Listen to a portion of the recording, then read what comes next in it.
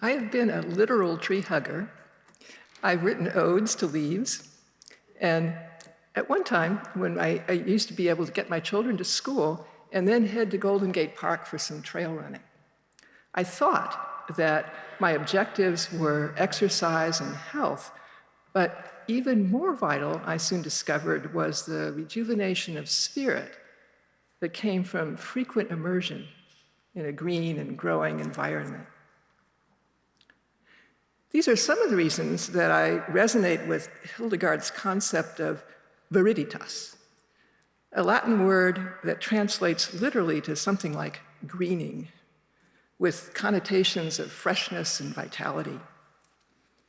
She wasn't the first writer to use the term in a theologic context, but it was never in common usage, whereas it appears repeatedly in Hildegard's works, whether they're spiritual, poetic, botanical, medicinal.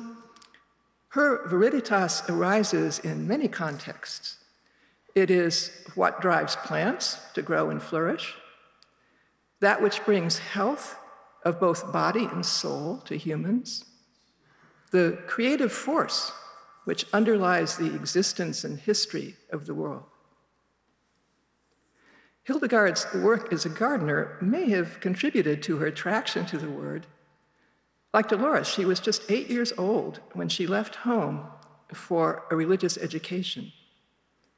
In the care of her older cousin, Judith, her first teacher and mentor throughout her youth, among her earliest lessons were in identifying, caring for, and making curative use of plants.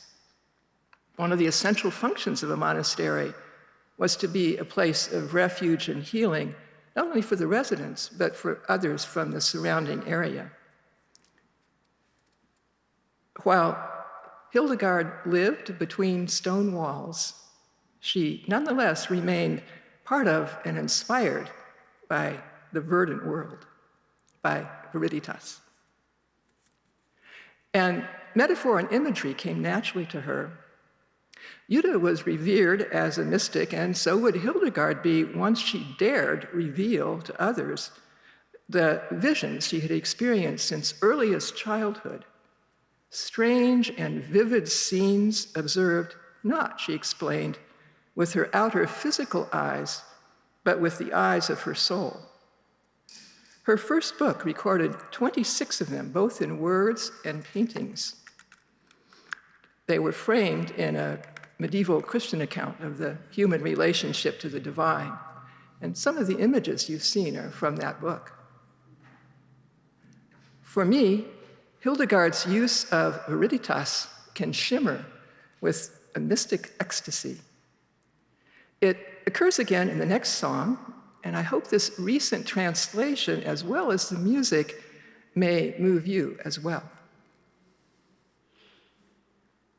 Most noble evergreen, with your roots in the sun, you shine in the cloudless sky of a sphere no earthly eminence can grasp, enfolded in the clasp of ministries divine. You blush like the dawn, you burn like a flame of the sun.